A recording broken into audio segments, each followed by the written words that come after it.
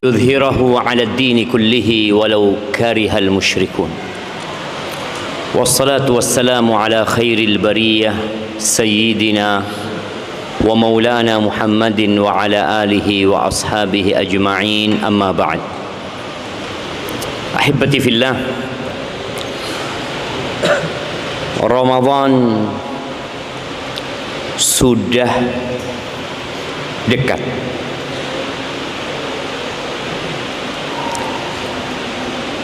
Apa yang kita persiapkan untuk menyambut Ramadan? Sebagian mempersiapkan sandang, pangan, papan. Sebagian mempersiapkan dengan rumahnya dicat. Siapa yang rumahnya dicat karena Ramadan tiba? Enggak ada insyaallah ya. Bersih-bersih rumah. Ada yang sibuk dengan pakaian. Tapi biasanya kalau bicara pakaian, kesibukan itu sejatinya untuk Idul Fitri. Masya Allah ya. Bagaimana persiapan di bulan Sya'ban untuk Idul Fitri.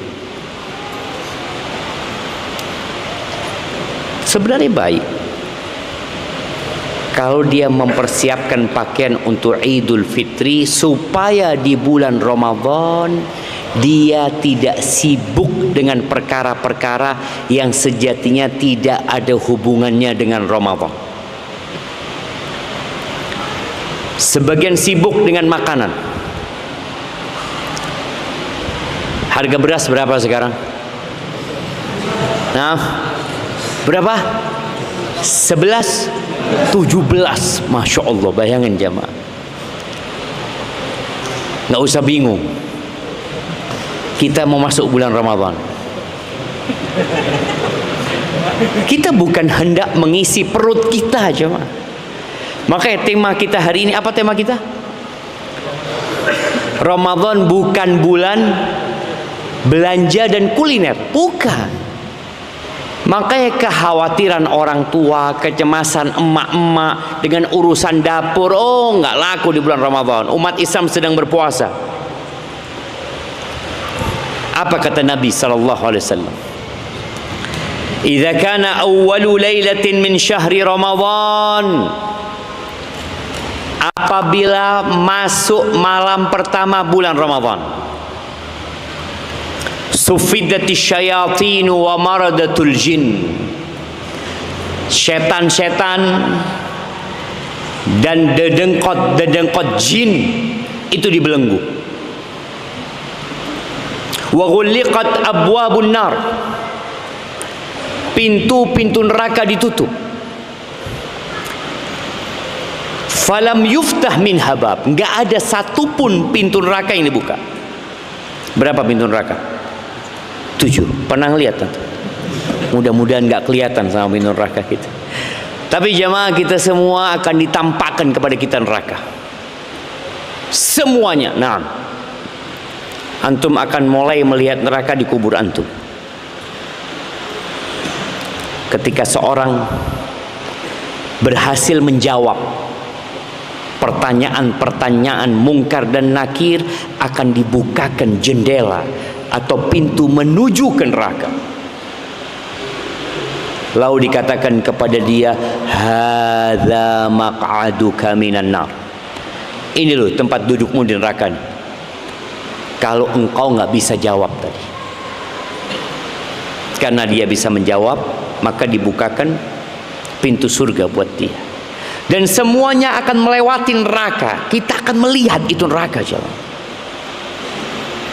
Bagaimana Allah Azza wa Jalla menggambarkan tentang neraka kelak pada hari kiamat di surat Al-Fajr, waji'a yawma idzin bi jahannam yauma idzi yatadzakkarul insan wa anna lahu dzikra. Akan didatangkan kelak pada hari kiamat itu neraka, didatangkan. Jadi orang sedang di padang mahsyar, sibuk dengan hisab mereka, sibuk dengan mizan mereka, sibuk dengan kisos di antara mereka, tuntut menuntut di antara mereka. Tiba-tiba neraka didatangkan kepada mereka. Dalam hadis riwayat Imam Muslim dikatakan, ji'a yauma idzin bi jahannam, akan didatangkan neraka Jahannam itu pada hari kiamat, laha sab'una alfi zimam. Neraka itu memiliki 70.000 tali kekang. Ma'a kulli zimamin sab'una alfi malak. Dengan setiap kali kekang itu ada 70.000 malaikat yang menyeret neraka itu. Diseret itu neraka. Antum tahu bagaimana orang menyeret kuda yang kalap atau kuda liar atau sapi yang liar itu diseret sama orang, dan orang itu digeret kadang-kala dengan binatang itu. Ini yang menyeret berapa berarti yang menyeret neraka Jannah? 4,9 juta miliar. Betul? Betul enggak? Sahih? 4,9 apa? Juta apa miliar? Nah? Miliar. Coba antum mikir aja, antum jangan ya, lihat aja. Coba mikir, dihitung gitu loh. Tahu siapa yang berhasil ngitung? Hah? Miliar. 4,9 miliar yang menyeret neraka itu. Dari besarnya neraka. Dan neraka itu cukup bahkan lebih untuk seluruh penduduk bumi ini.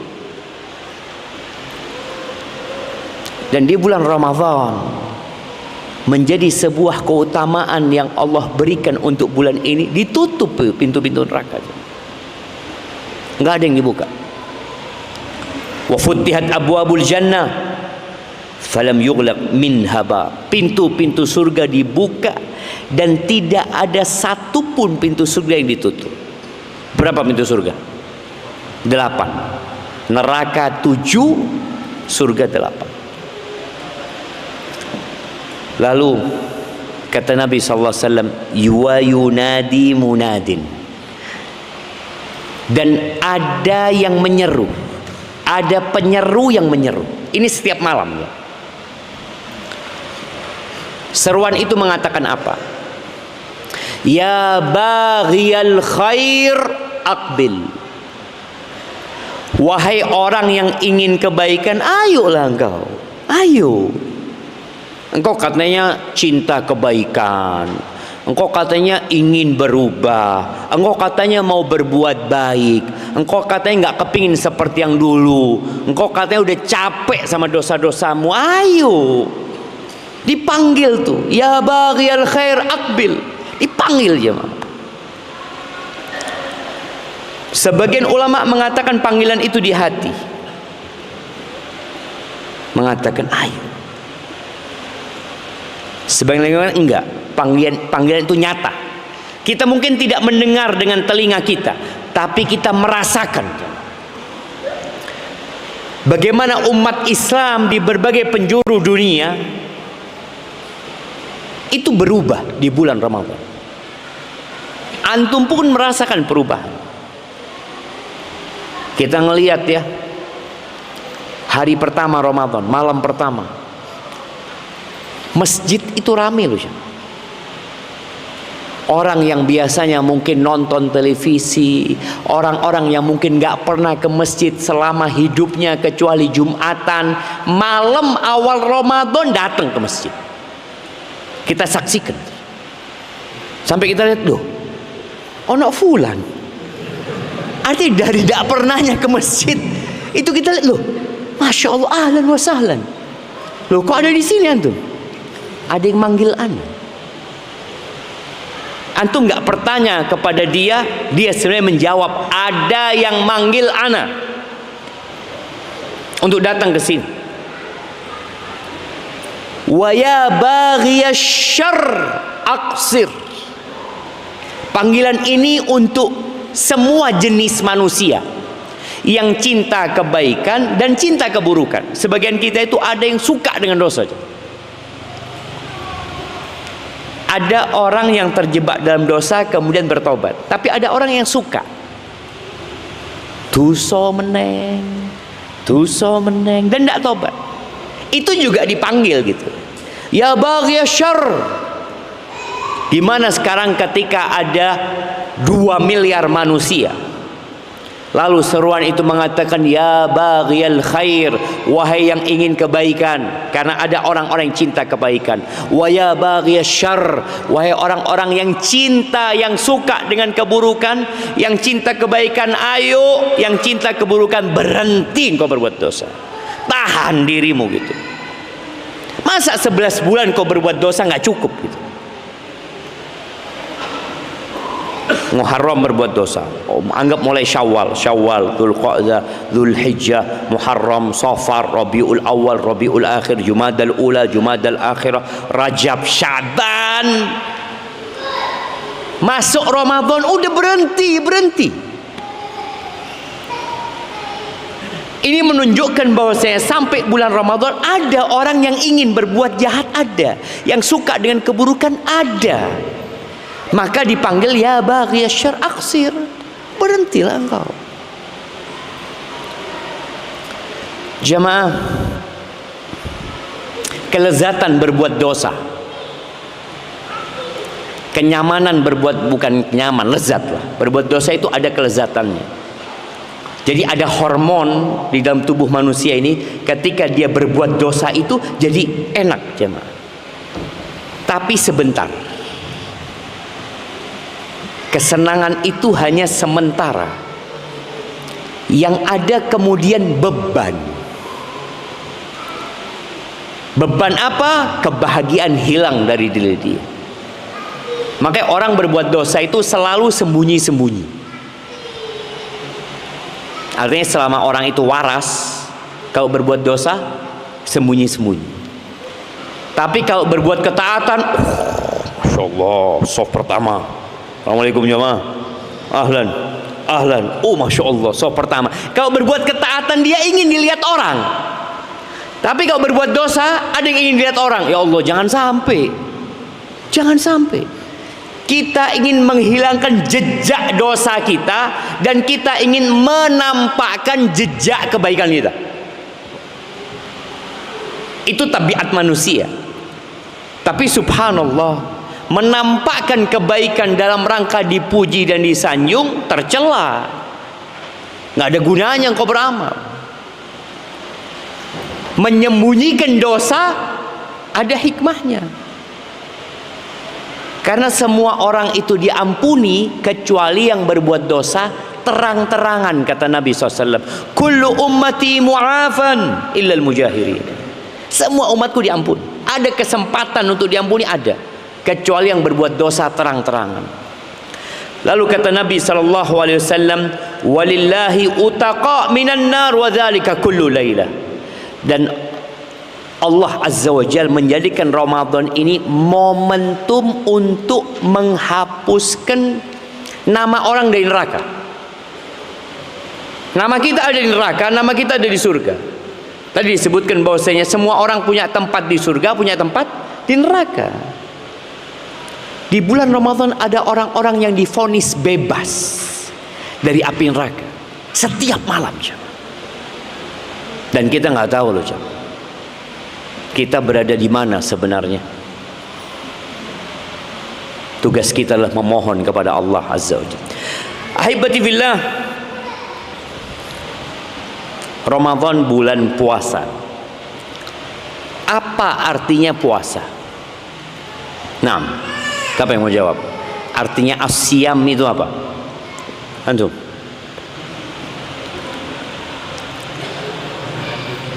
Menahan diri dari apa? Dari segala pembatal puasa. Nah, menahan diri, al-imsak anil muftirat, yang membatalkan puasa dari sejak fajar terbit sampai matahari terbenam, dengan niat, tentunya dengan niat. Rasul sallallahu alaihi wasallam mengatakan, man shoma ramadhana imanan wahtisaban ghufira lahu ma taqaddama min dzambi. Barang siapa yang berpuasa di bulan Ramadan karena beriman dan berharap pahala, ini menunjukkan orang ini berpuasa dengan niat, ada tujuan dia puasa. Dia punya niat sebagai orang beriman. Allah panggil, ya ayyuhalladzina amanu kutiba alaikumusiyam. Oh, aku termasuk orang beriman, aku termasuk ini dipanggil untuk puasa, maka dia puasa. Dan aku berharap pahala. Wallah, pahala puasa sunnah saja jemaah. Kata Nabi sallallahu alaihi wasallam, man shama yauman fi sabilillah. Barang siapa yang puasa satu hari di jalan Allah azza wajalla, akan dijauhkan wajahnya dari api neraka itu 70 tahun. Kita kelak akan mendekat ke neraka, kita akan merapat ke neraka, kita akan berada di atas neraka. Ketika orang melewati sirat yang berada di atas neraka jahanam, ada 3 jenis manusia yang melewati sirat. Kalau orang kafir sudah berjatuhan ke dalam neraka, ini orang-orang beriman lewat sirat. Tapi kelak pada hari kiamat itu semua tergantung amalannya, biqadri amali. Ini yang perlu kita fahami bersama jemaah. Kita beramal di dunia ini tidak oleh apa-apa. Nanti antum lihat di bulan Ramadan, yang terawih baca 1 juz sama yang terawih baca 1/10 juz. Iya, 1/10 juz itu 1 halaman bolak-balik ya, ya kan, 1/10. Ini baca 1 juz, ini baca 1/10 juz. Bedanya apa? Bedanya nggak ada. Yang 1 juz capek, lelah. Yang 1/10 juz ya mungkin lebih ringan. Tapi dari sisi manfaat duniawi antum dapat apa? Oh, yang 10 juz berkatannya lebih banyak Ustaz. Nggak ada. Nggak ada. Kita rasakan itu, nggak ada. Orang yang baca Quran nanti di bulan Ramadan, suami istri umpamanya, suaminya tanya sama istrinya, "Dek, sudah sampai surat apa?" Ini tanggal 3 Ramadan. Sampai surat Al-Fatihah. Loh, sing kenal lah. Iya, ini yang kedua, putaran kedua. Oh, Masya Allah. Antum jangan ketawa. Istri ngomong ini Al-Fatihah putaran kedua ini mas. Sampai surat apa? Ya Allah, anak sampai juz ketiga. Tuh, istrinya sudah 30 juz, suaminya 3 juz. Apa bedanya? Beda ono. Apa kemudian karena istrinya sudah 30 juz dompetnya lebih banyak isinya? Tidak. Tidak cuma. Maka di sini kita harus meyakini, dan itu seorang muslim ya. Makanya di antara rukun iman itu adalah antuk mina bil yaumil akhir. Engkau beriman dengan hari akhir. Semua yang kita amalkan, semua yang kita kerjakan, Ramadan ini datang itu spesial buat orang yang cari hari akhir. Tapi kalau orang mencari dunia, dia akan terbebani. Perang saja di masa Nabi SAW, Allah mengatakan, minkum man yuridu. Kalian ada yang cari dunia. Itu sahabat Nabi SAW. Ikut perang bersama Nabi SAW. Allah katakan, minkum man yuridu dunia. Wa minkum man yuridul akhir.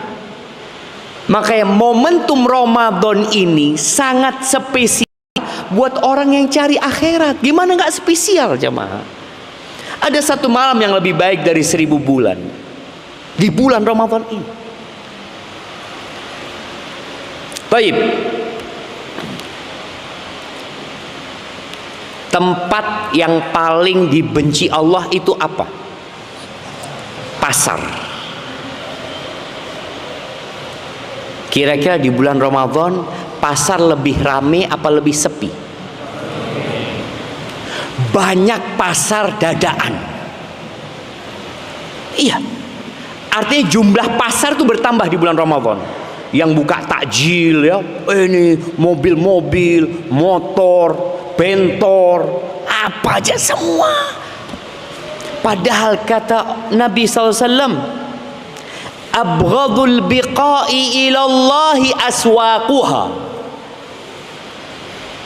Tempat di muka bumi ini yang paling dibenci sama Allah itu pasar.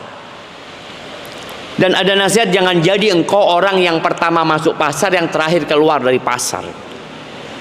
Dan tempat yang paling dicintai Allah itu adalah masajiduha, masjid-masjidnya.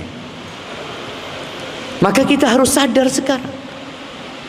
Kalau mungkin sepanjang tahun antum sibuk dengan pasar, sibuk dengan belanja, sibuk dengan perut yang di bawah perut, sekarang udah dikurangin tuh kesibukan itu.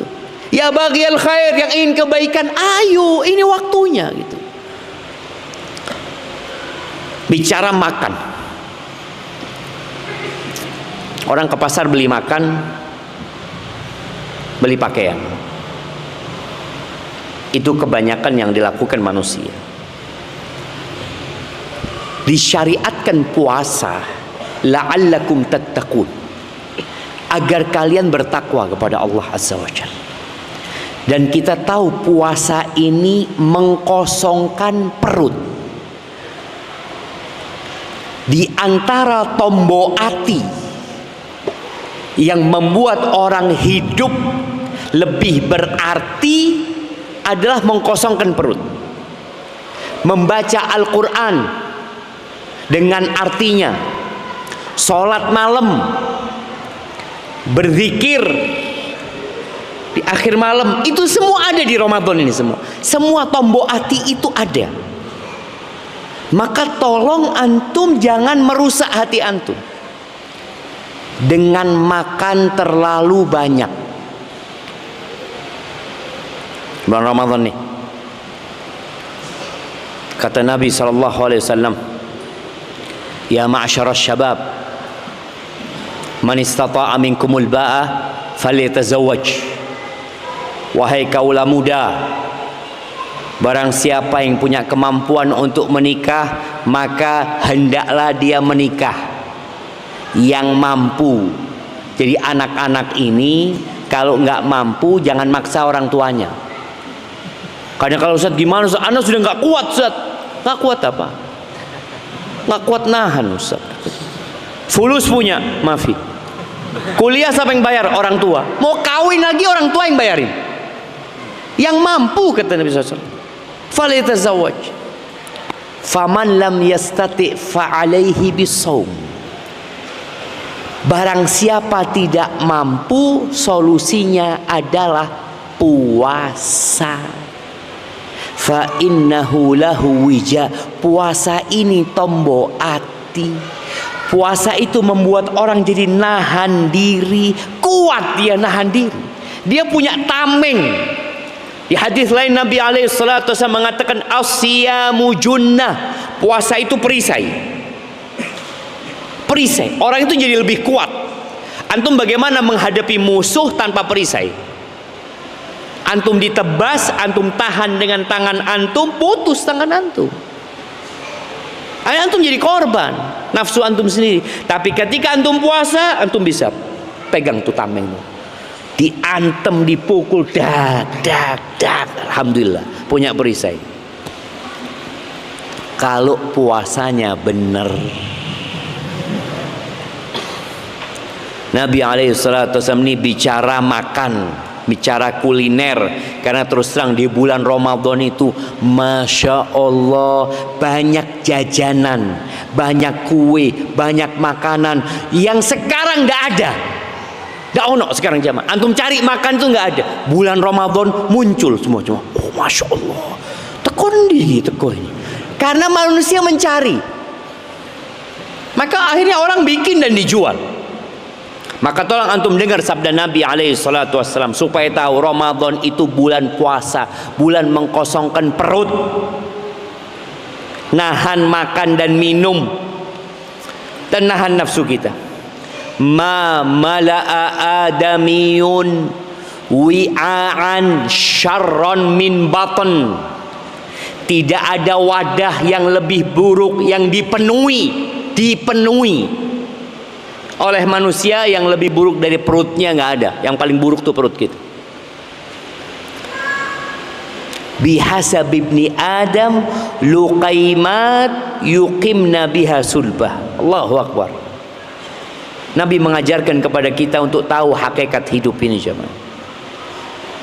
Cukuplah anak Adam itu cukup kalau makan itu beberapa suap makanan yang membuat punggungnya tegak.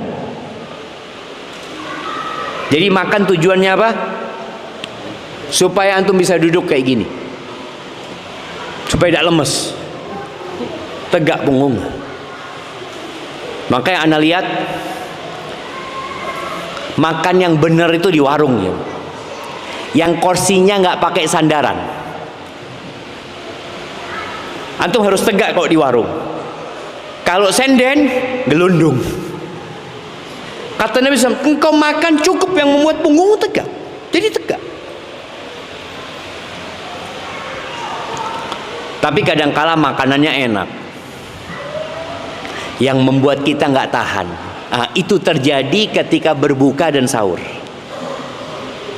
Antum tergoda dengan makanan.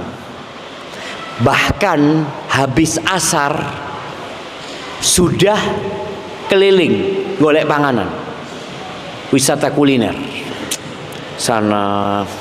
Dia lihat ya, seneng loh lihat makanan itu, seneng ya Pak. Apalagi kalau yang jualan takjil itu satu baris gitu ya, untuk melihat apa ini, oh masya Allah, ini apa, ini apa, nanti balik lagi, iya. Dan subhanallah semua dibeli. Ini Masya Allah. Kan halal Ustaz. Halal. Kalau waktu berbuka halal. Nah, nggak haram jemaah. Kita nggak bicara tentang yang haram. Yang haram wajib ditinggalkan. Ini yang halal pun ternyata kita suruh nahan diri. Kata Nabi SAW, fa'in kana la budda la mahala. Kalau memang harus makan. Tadi kan Nabi SAW mengarahkan beberapa suap. Tapi ada orang, ya Allah, udah kuat sah. Kalau cuma beberapa suap itu, ya Allah nyempil di sini. Seperti itu kan. Kalau lah harus makan, dikasih arahan sama Nabi SAW. Apa arahannya? Fathuluthun li ta'amihi, wa thuluthun li syarabihi, wa thuluthun li nafasihi. Kalau harus makan, maka tolong antum atur. Sepertiga makanan, sepertiga minuman, sepertiga buat nafas. Sebagian kita enggak, makan full, sabuknya dibuka supaya nambah sepertiga sih. Dia udah full kan sebenarnya asalnya orang itu ya perutnya itu cukup gitu loh. Cuma karena dia tambahin akhirnya melar. Sepertiga nggak jadi sepertiga, full makanan. Habis gitu minum. Karena susah bernafas akhirnya bersendawa. Jadi tempat nafasnya diisi makanan saja. Oh, Mas, bis adzan Mas. Iya, katanya kalau ada makanan terus adzan, makan dulu. Jadi dia ini beranggapan Ramadan ini bulan makan. Padahal Nabi SAW ketika beliau berpuasa, beliau nggak ada yang spesial di meja makannya jemaah. Apa yang beliau makan ketika berbuka? Kalau ada rutop, berarti ini kalau sedang musim baru panen kurma ada rutop. Karena rutop ini nggak bisa disimpan. Kalau bukan musim panen kurma, maka kurma kering. Kalau nggak ada apa? Air. Kuat nggak Nabi SAW? Kuat Nabi SAW. Apa antum kalau pas buka banyu, pas terawih, aduh lemes sana? Enggak sebenarnya. Bahkan ternyata kita ini sering dengar hadis tentang dianjurkan mensegerakan berbuka, dianjurkan mengakhirkan sahur. Sahih, itu termasuk sunnah. Tapi ternyata Nabi SAW memberikan peluang untuk puasa sampai sahur, nggak buka. Jadi nggak apa-apa antum sahurnya, antum berbukanya pas waktu terawih, boleh apa nggak boleh? Zalim, mendolimi diri sendiri. Ada jamaah, boleh. Kata Nabi SAW, man kana muwasilan. Sempat para sahabat itu ikut wisolnya Nabi. Nabi nyambung puasa alaihi salatu wassalam 24 jam. Jadi 48 jam. Jadi 72 jam. 3 hari jam. Nggak sahur jemaah, nggak berbuka. Sahabat mau ikut. Kata jangan, kata dia. Kalian nggak sama aku. Lastum kahayati. Nggak sama dengan aku. Fa inni abitu yut'imuni rabbi wa yaskin. Aku tuh di malam hari dalam kondisi beliau beribadah mendekatkan diri kepada Allah, beliau mendapatkan makanan dan minuman dari Allah Azza wa Jalla. Bukan makan minum ini jamaah. Ibadah yang beliau nikmatin, kelezatannya itu membuat lupa dari makan dan minum. Gak perlu. Akhirnya Nabi SAW membuka peluang buat para sahabatnya yang ingin nyambung puasanya, falyuwasil ila sahar, silahkan wisol sampai waktu sahur. Jadi antum ndak usah berbuka. Berbukanya kapan? Sahur. Sebagian nggak pernah dengar hadis ini. Yang dia dengar segerakan berbuka. Sampai urusan azan, dia nyari masjid yang paling cepat azannya. Mana ya? Masjid mau tinggal di Robbani ini. Iki telat Robbani ini. Jadi antum itu berbuka itu bukan dengan azan. Berbuka itu dengan tenggelamnya matahari. Makanya di beberapa masjid itu ada yang telat ya, Mang. Anak pernah tinggal di satu daerah, kita nunggu azan jemaah. Kok nggak azan-azan? Ternyata tukang azannya buka disik. Karena dia tahu ini orang-orang nggak harus nunggu azan. Dia masuk waktu sudah dia makan, minum, masya Allah. Dapat 5 menit baru azan dia. Harus yang dia omang ngenteni. Nah itu terjadi, tapi nggak apa-apa. Artinya antum itu baru boleh berbuka ketika memastikan sudah tenggelam matahari, sudah dipastikan tenggelam baru boleh berbuka. Tapi ketika ragu untuk mengatakan koyoke masjid ini jamnya salah. Iya, ada orang, anak pernah pada waktu itu sholat di masjid rumah sakit. Ternyata memang jamnya itu cepat. Sehingga karena melihat jam, dia melihat jam, mencocokkan dengan jadwal sholat yang di masjid kan ada. Yang jadwal sholat setahun itu kan. Dia ngelihat jamnya, wes masuk waktunya, langsung buka. Padahal jamnya salah. Maka tolong harus dipastikan.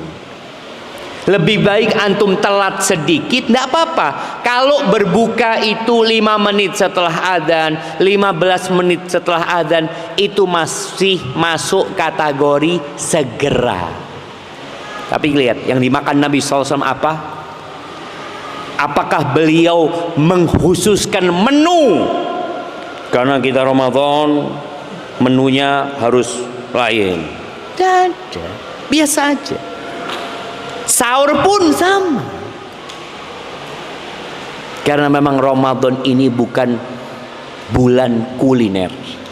Bagi yang di bulan Ramadan sering kenyang, hati-hati.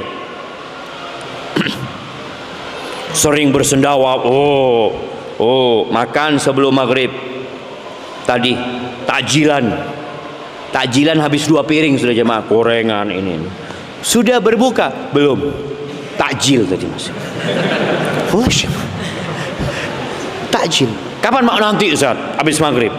Habis maghrib makan lagi ya, Masya Allah. Terus nanti pas selesai terawih, makanya banyak kita terawihnya nggak kuat ya. Nabi SAW pernah melihat seorang sahabat bersendawa. Lagi kumpul sama Nabi, dia mengeluarkan nafas dari perutnya itu ya. Apa kata Nabi SAW? Kuffa anna jusha. Tahan sendawamu dari kami. Fa inna atwalan nasi ju'an fil akhirah aktsaruhum shib'an fid dunya. Orang yang paling panjang kelaparannya nanti pada hari kiamat adalah orang yang paling sering kenyang di dunia. Maka tolong jangan antum kemudian berpikir Ramadan jadi wisata kuliner. Enggak. Bukan dilarang makan lo, enggak. Tapi tadi antum ambil aturan ini. Cukup untuk menegakkan punggung. Dan Nabi SAW, apakah tatkala beliau sering berpuasa kemudian beliau jadi lemas beribadah? Tidak. Yang membuat orang kuat beribadah itu bukan fisiknya, tapi hatinya. Sama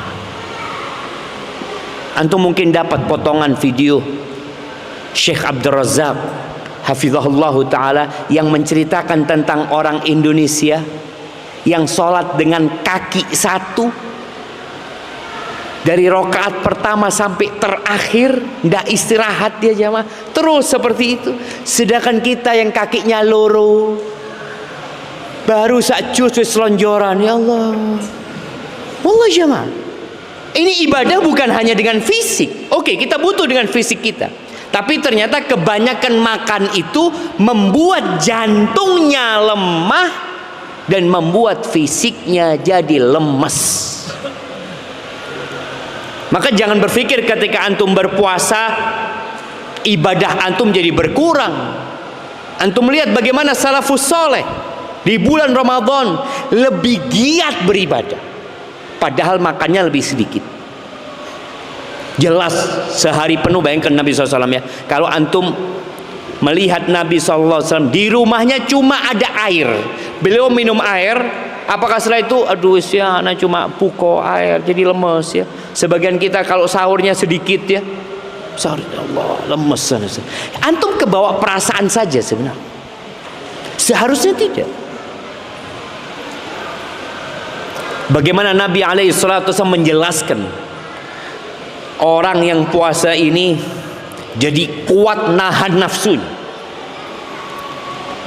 Fa in sabahu ahadun au qatalahu, kalau ada yang nantang berantem dia, ada yang memaki dia, apa kata dia? Ini shaim, aku puasa. Dia jadi lebih kuat jemaah, menahan emosinya, menahan nafsunya.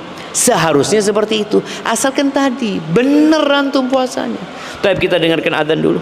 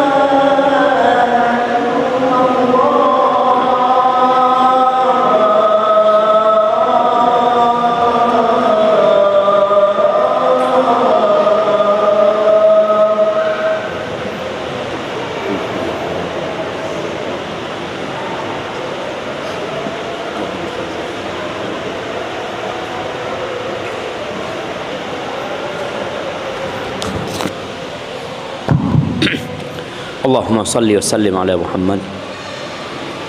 Jadi ahibati fillah,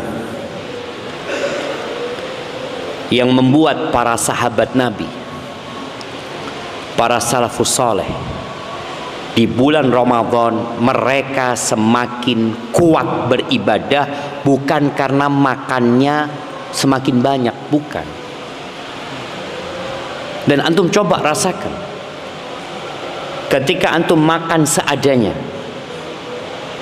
akan semakin lembut hati antum. Baca Quran semakin menikmatin, sholat malam semakin kuat. Utsman bin Affan itu dari panjangnya sholat malam dia, disebutkan oleh sebagian ulama itu dia pernah menghatamkan Al-Quran 1 rakaat. Ya apa kok bisa kuat coy? Oh, mungkin dia tiap pagi nge-gym. Enggak. Oh, mungkin dia makan madu, makan apa? STMJ. Antum lihat, apakah orang yang minum STMJ itu kemudian bisa sholat malam lebih kuat? Kalau memang bisa, nggak apa-apa. Alhamdulillah Ustaz. Anak kalau mau sholat malam itu minum SMJ dulu. Kuat 3 jam sholat malam. Wallahu a'lam. Tapi yang jelas ingat, bulan puasa ini bulan mengurangi makan. Bukan bulan untuk kuliner. Bulan Ramadan ini bulan untuk banyak bersedekah, bukan bulan untuk belanja. Makanya ada 2 yang antum perlu perhatikan di bulan Ramadan ini. Hablum minallah dan hablum minannas. Jangan dipikir bulan Ramadan ini udah anak fokus sama Allah Azza wa Jalla. Rasul sallallahu alaihi wasallam kana ajwadan nas. Beliau itu orang yang paling dermawan, Nabi SAW. Wa kana ajwad ma yakun fi Ramadan. Puncak dari kedermawanan beliau itu di bulan Ramadan. Kenapa itu bisa terjadi? Inilah, ibadah itu melahirkan ibadah lain. Hina yalqahu Jibril, ketika Nabi berjumpa dengan Jibril, beliau tadarus menyetorkan hafalannya kepada Jibril alaihi salam setiap malam. Itu berdampak hati Nabi SAW semakin baik. Beliau sudah baik, beliau sudah paling dermawan. Tapi kalau bulan Ramadan, beliau seperti angin yang ditiupkan jam. Semua kena. Apa yang beliau miliki, beliau berikan. Ana akan bacakan ucapan Ibnul Qayyim rahimahullahu ta'ala ketika mensifati baiknya Nabi sama orang lain. Kana sallallahu alaihi wasallam a'zaman nasi sadaqatan bima malakat yaduh. Beliau alaihi salatu wasallam adalah orang yang paling besar sedekahnya dengan apa yang dimiliki. Mungkin secara jumlah lebih banyak Utsman, Abdurrahman bin Auf, karena mereka mungkin hartanya lebih banyak. Tapi udah kita sampaikan dalam beberapa kajian bahwasanya hitungannya itu persentase, bukan jumlahnya. Antum kalau punya uang 1 juta, sedekah 500.000, berarti antum sedekah berapa? Setengah harta antum. Kalau antum punya uang 10 juta, sedekah 500.000, antum berapa sedekahnya? 5%. Tadi 50%, yang ini 5%. Makanya Nabi SAW disebutkan orang yang paling banyak sedekahnya, paling besar sedekahnya. Wa kana la yastakthiru syai'an a'tah lillahi tabaraka wa ta'ala istaqillu. Beliau kalau ngasih itu tidak pernah merasa banyak yang diberikan. Kalau sedikit yang beliau berikan juga nggak merasa sedikit, karena ini untuk Allah Azza wa Jalla. Pokoknya yang ada diberikan. Wa kana la yas'aluhu ahadun syai'an 'indahu illa a'tahu qalilan aw katsiran. Nggak ada orang minta sama Nabi dan Nabi punya kecuali dikasih sama Nabi SAW. Mau banyak mau sedikit, sampai bajunya dikasihkan. Sallallahu alaihi wasallam. Beliau berbagi kepada orang yang tidak takut kefakiran. Wa kana al-'ata' was-sadaqah ahabba syai'in ilai. Nabi cinta banget sama sedekah. Yang paling beliau cinta itu ketika beliau bisa bersedekah. Antum nih kalau berbagi duit sama orang, ada orang susah, butuh duit, antum bantu dia 500.000. Antum gembira karena membantu dia atau gembira karena membantu diri antum? Ingat, sedekah itu sejatinya kita menolong diri kita sendiri. Tadi kita sampaikan tentang hari kiamat. Yang antum berikan itu untuk antum sebenarnya. In ahsantum ahsantum li anfusikum. Kalau kalian berbuat baik, kalian sedang berbuat baik kepada diri kalian sendiri. Maka jangan sampai riya, jangan sampai ujub. Nah, beliau sebutkan kalau ada orang yang butuh, beliau juga butuh, beliau lebih mengutamakan orang lain ya. Beliau bersedekah kepada orang itu macam-macam bentuknya, kadangkala hadiah, hibah, sedekah, kadangkala nih Nabi sallallahu alaihi wasallam ya, berbagi, ada seninya berbagi sama orang itu. Beliau membeli barang orang yang butuh, dibeli. Kemudian setelah beliau beli, beliau bayar, barangnya dibalikin. Sekarang ini kalau ada orang butuh, itu jadi kesempatan buat kita untuk memanfaatkan dia. Oh, berapa? Motor mamanya. Ana butuh duit, kata dia. Istri ana mau melahirkan. Oh, iya. Ini motor ana pasarannya 4 juta. Sudah antum bayarin 3,5 juta. Mikir. Ini orang lagi butuh ini. Oh, kalau 3,5 juta kayaknya nggak mampu ana. Udah 2 juta. Loh, kan ini akad jual beli. Pokoknya ridho sama ridho. Kan kalau antum belajar fikih kan, pokoknya ridho. Loh Ustaz, orang itu butuh. Oh, ini ridho sama ridho. Nabi SAW dibeli itu barangnya orang yang butuh sama Nabi SAW. Dibeli dengan harganya, lalu barangnya diberikan, dibayar sama Nabi SAW. Itu Rasulullah SAW. Kalau antum kepingin nyontoh Nabi SAW, jangan memanfaatkan orang yang butuh. Walaupun secara hukum fikih sah jual belinya, sah, kan ridho sama ridho. Anda nggak maksa dia, Zat. Dia nggak mau, sudah cari pembeli lain. Oh, padahal orang itu butuh. Antum kalau ketemu orang butuh, manfaatkan itu untuk berbagi.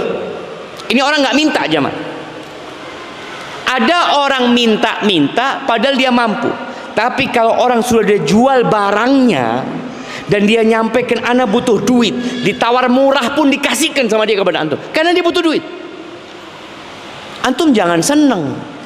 Walaupun secara hukum fikih enggak, ana tidak menzalimin dia. Tapi contoh Nabi SAW.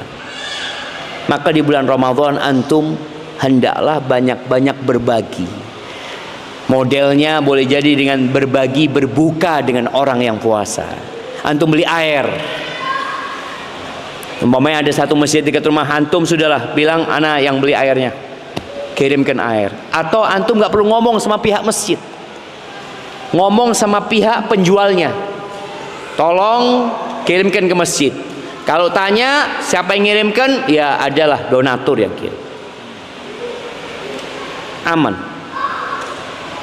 Tapi kalau antum yang ngirim air dari antum, orang-orang, Bapak ini air dari Pak, ana yang beli ini, insyaallah.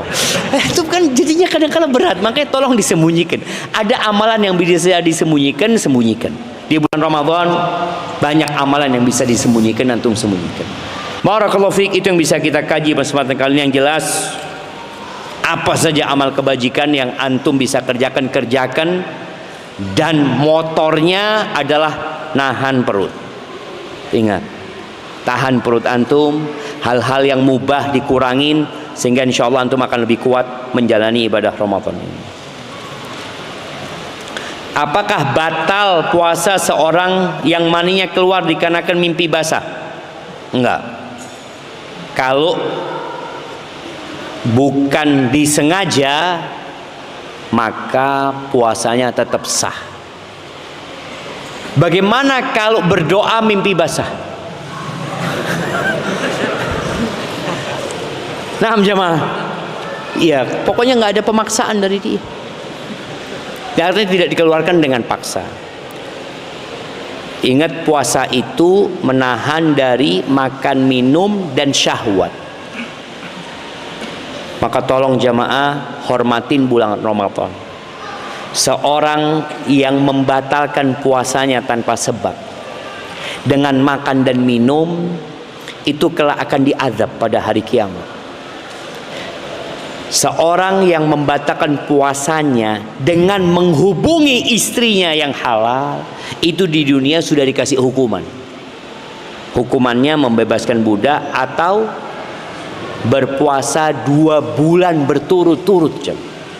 Bayangin ya, 1 hari nggak puasa, gantinya 2 bulan berturut-turut. Sama istrinya yang halal.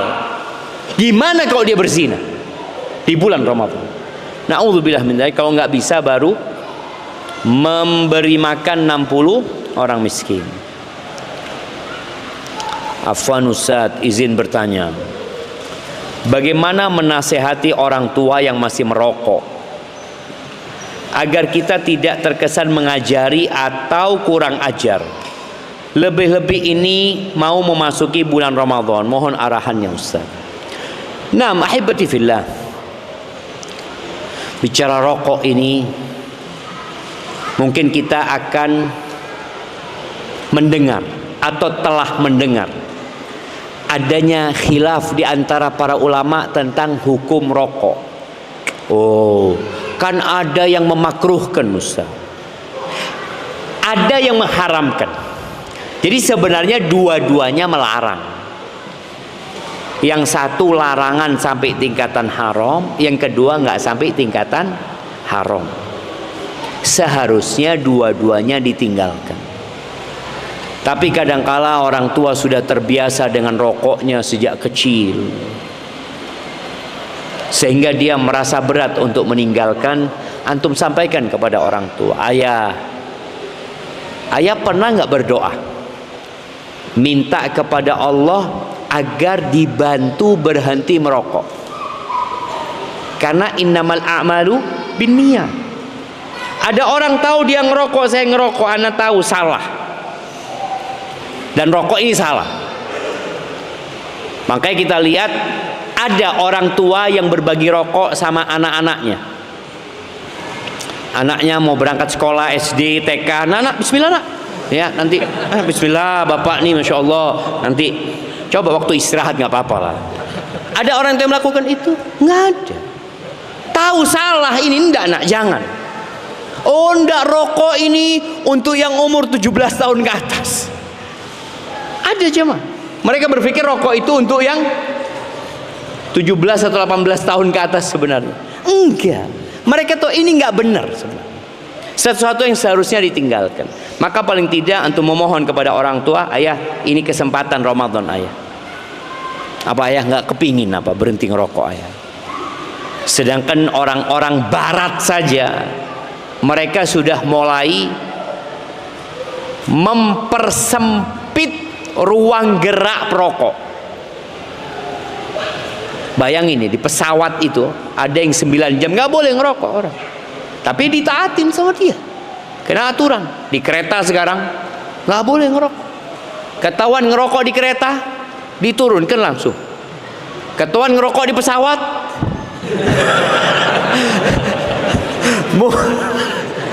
tapi kalau di kereta kalau nggak salah diturunkan kan, diturunkan di mana? Stasiun terdekat. Kalau pesawat mungkin diturunkan di awan terdekat, ya dibukakan nanti. Artinya mereka tahu rokok ini nggak baik. Mau rokok elektrik, mau rokok apa ini itu, semua sepakat itu nggak baik. Maka tinggal anak ini bagaimana? Ayah coba ayah berdoa lah ayah. Dan subhanallah di Jember ini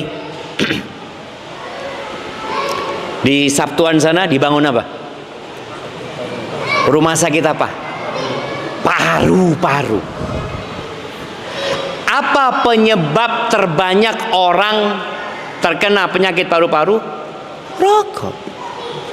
Sampai di Subandi dulu ada bagian khusus untuk mereka yang terkena rokok. Akhirnya pabrik-pabrik rokok ini mengeluarkan duit untuk menyumbang ngobatin orang yang sakit. Karena dia tahu dia menjadi penyebabnya, jemaah. Bismillah. Ahsanallahu ilaikum Ustaz. Mengingat sebentar lagi Ramadan, kami punya masalah besar, yakni ayah dan ibu terputus silaturahimnya dengan saudara-saudaranya, tidak saling mengunjungi, bahkan sekedar menghubungi, kecuali cuma satu. Kami takut amalan kami tak terhitung dan dosa besar terus mengalir meski ayah dan ibu adalah pihak yang disakiti. Adalah menghubungi lewat telepon meski terus. Kita nih hidup ini sebagai bekal menuju ke akhirat. Ada orang yang sudah ditetapkan baginya derajat yang tinggi di surga. Lam yablughu bi'amil, amalin dia nggak cukup. Nggak cukup amalan dia untuk mencapai tempat itu. Apa yang Allah lakukan sudah Allah tulis. Dia berada, amalan dia nggak cukup. Allah kasih bala buat dia. Bala itu di dirinya, di keluarga. Allah kasih bala. Jadi boleh jadi orang yang menyakitin kita, orang pada kapas seputih salju. Loh, ini masalah. Allahu alaihi wasallam disakiti, dibunuh pamannya ketika beliau berdakwah di kota Mekah, dicaci, dimaki. Datang penduduk Mekah ke kota Madinah untuk membumi hanguskan kota Madinah ketika perang Khandaq. Akhirnya Allah berikan kemenangan kepada Nabi SAW. Orang kalau menang itu ingin apa? Ingin melampiaskan emosinya. Iki wong ya. Kumpul tuh penduduk Mekah. Kumpul tuh, ada Abu Sufyan, ada pemuka-pemuka Quraisy yang mereka turut serta memerangi Islam dan memerangi kaum muslimin. Kata Nabi SAW, idhabu fa antum tulaqa, kalian pergi semuanya, kalian bebas. Nggak ada yang ditawan dari mereka, bebas kalian. Kita kalau nyimpan sakit hati yang ada penderitaan, antum yang menderita. Ada seorang guru memberikan kepada anak didiknya, murid-murid SD mungkin ya, dikasih mereka satu kresek isinya kentang. Sudah bawa, pokoknya tiap hari berangkat sekolah, pulang sekolah bawa, suruh bawa terus tuh, bawa dia berhari-hari. Ada yang busuk jemaah, ada yang sudah dibuang, ada yang masih dibawa. Ditanya, kenapa, mana kentangmu yang biasa kau bawa? Udah rusak, kata dia, busuk, nggak enak, kata dia, aku buang sudah, kata dia. Ada yang masih dibawa aja. Permisalannya seperti itu. Ada orang yang menyimpan sakit hati, kemudian yang menderita dia sendiri. Seharusnya dia lepas sakit hati itu. Selesai. Apa kata Allah Azza wa Jalla? Wala tastawil hasanatu walas sayyi'ah. Kebaikan dan keburukan nggak sama. Jelas. Kalau dikata, oh dia yang nyakiti, iya, engkau berbuat baik, dia yang nyakitin. Terus apa sikapmu? Idfa billati hiya ahsan. Balaslah keburukan itu dengan yang lebih baik. Fa idzal ladzi bainaka wa bainahu adawatun ka'annahu waliyyun hamim. Permusuhan yang terjadi antara engkau sama dia itu bisa berubah menjadi persahabatan, pertemanan yang hangat. Apalagi ini saudara. Ketika ada seorang sahabat mengatakan, ya Rasulullah, aku tuh punya kerabat, aku berbuat baik kepada mereka, mereka berbuat buruk kepada aku menyambung mereka, mereka memutuskan, ya Rasulullah. Apa kata Nabi SAW? Fa in kunta kama qulta, kalau pernyataanmu benar, karena ada orang yang ngaku kayak gitu, kalau benar yang kau katakan, maka seakan-akan engkau memberikan bara api kepada mereka, dan tetap akan ada malaikat yang melindungi dan menjaga. Maka terus ya mah, engkau kalau menyambung rahim, rizkinya diluaskan, umurnya dipanjangkan, orang itu mau memutuskan, terserah. Engkau berbuat bukan karena manusia. Ketika kita berbuat dikarenakan manusia, yang ada loro hati. Manusia ini sama Tuhannya nggak bersyukur, kok sama engkau? Apa yang kau berikan sama dia? Maka kita harus paham, kita ini bergaul sama manusia Yang kata Allah, wa qalilun min ibadiyas syakur, sedikit hambaku yang pandai bersyukur, sedikit. Dan antum juga harus tahu diri, antum punya banyak dosa.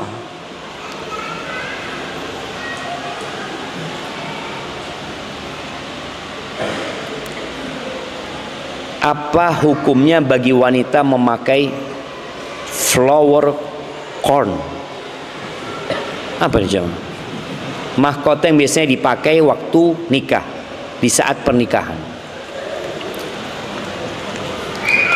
Kita tahu wanita ini ketika bersama para wanita, dia bebas pakai baju apa aja, dia berhias seperti apa silahkan, selama tidak ada unsur menyerupai orang-orang kafir. Anda nggak tahu apakah yang seperti itu ada unsur menyerupai mereka, atau itu ya perhiasan buat wanita seperti bandu ya. Dari dulu anak kecil pakai bandu, cuma ini bandunya dari bunga umpamanya ya. Wallahu a'lam bishawab.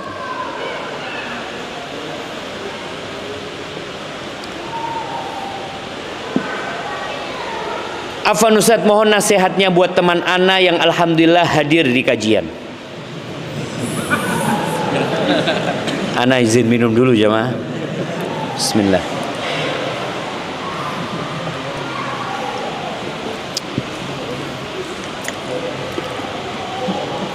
Alhamdulillah.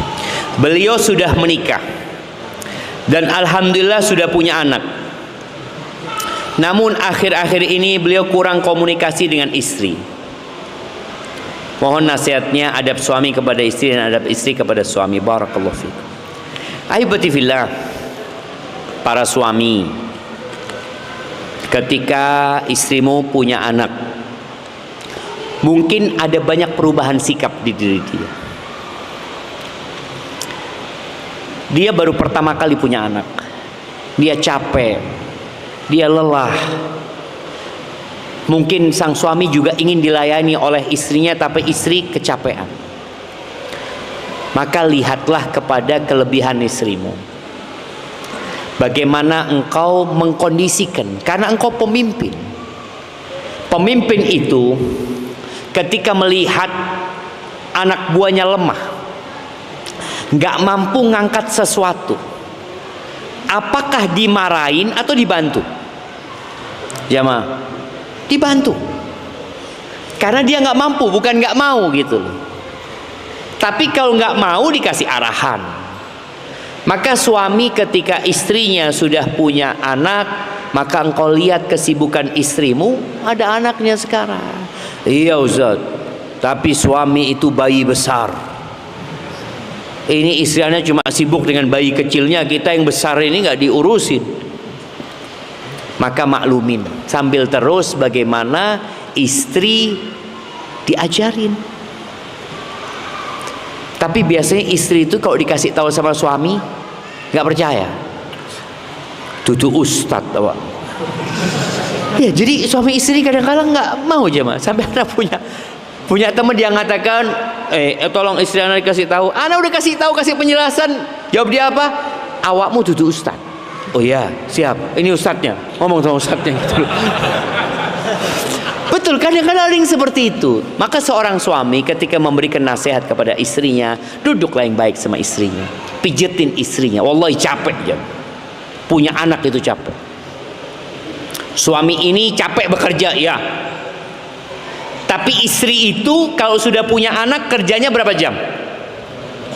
24 jam.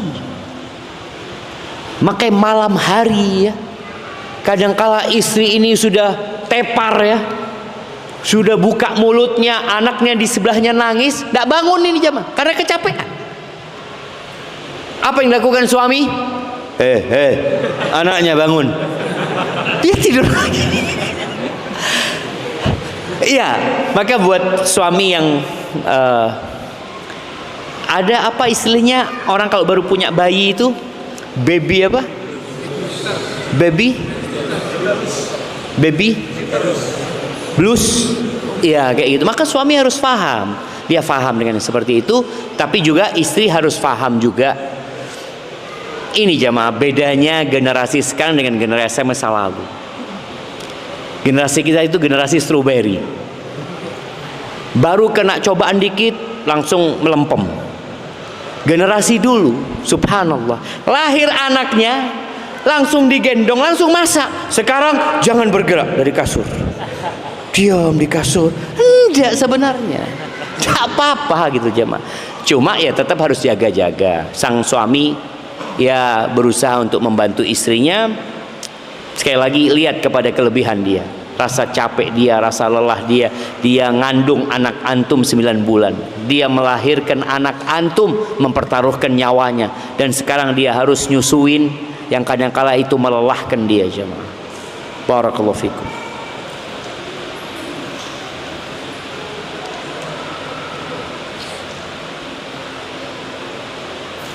Mohon pencerahan, bagaimana teknis membagi malam-malam penafkahan untuk meminimalisir konflik antara saya dan istri pertama.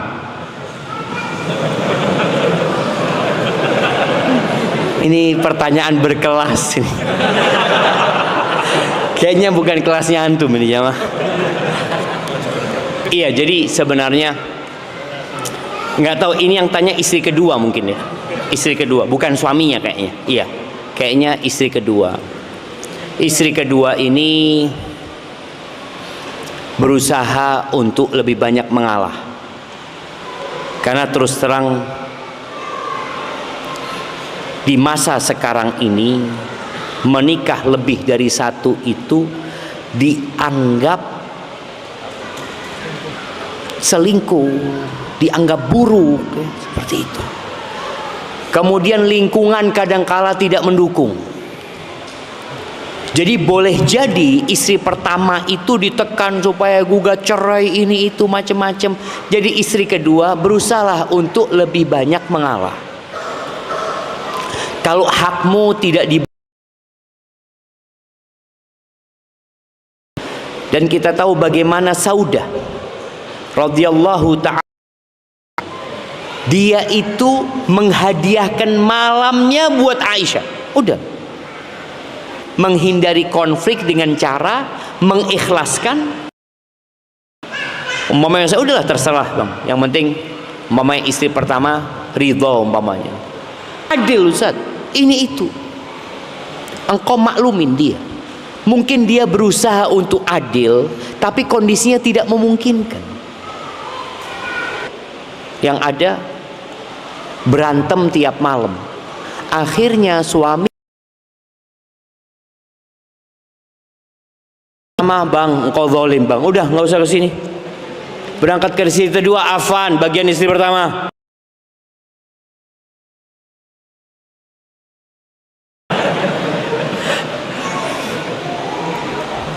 Subuh, ya berhenti makan minum. Kalau memang azan subuh itu benar-benar sudah masuk. Ada azan yang lebih awal ternyata, maka ketika memang antum sudah tahu itu sudah masuk waktu subuh, ya sudah selesai, berhenti, jangan terus makan. Barakallahu fiik, itu yang bisa kita sampaikan kesempatan kali ini. Insyaallah kita akan berjumpa lagi, kajian tidak lagi ba'dal maghrib, tapi insyaallah sebelum berbuka puasa. Dan insyaallah di Masjid Abdillah ini membuka peluang ya bagi orang-orang yang ingin berpuasa di sini, silahkan. Bagi orang-orang yang juga ingin menaruh berbuka di sini, dipersilahkan. Tapi nasihat ana, kalau ada yang ingin berbagi berbuka di sini, tolong konfirmasi dengan panitia supaya tidak berlebih, kemudian kebingungan panitia. Panitia sudah menyediakan umpamanya 200 kotak, ternyata yang hadir cuma 180. Udah lebih berapa? 20. Datang satu becak ya mah, 50 porsi. Allah, bukan seneng panitianya, bingung panitianya. Antum ingin berbuat baik, agar yang antum berikan itu dikonsumsi, maka antum konfirmasi sama panitia. Nggak perlu panitia kenal antum. Antum cuma WA, nanti ana mau kirim makanan besok ya, 50 porsi. Ya sudah, nggak perlu dia kenal, yang penting datang. Artinya sodakoh antum tetap sembunyi-sembunyi, nggak ketahuan, tapi targetnya tercapai. Barakallahu fik. Itu yang bisa kita kaji. Subhanakallahumma bihamdika asyhadu an la ilaha illa anta astaghfiruka wa atubu ilaik. Allahumma ballighna Ramadan warzuqna siyamahu wa qiyamahu wa atiq riqabana minan nar warzuqna qiyama lailatul qadri ya rabbal alamin. Subhana rabbika rabbil izzati amma yasifun wa salamun alal mursalin walhamdulillahi rabbil alamin.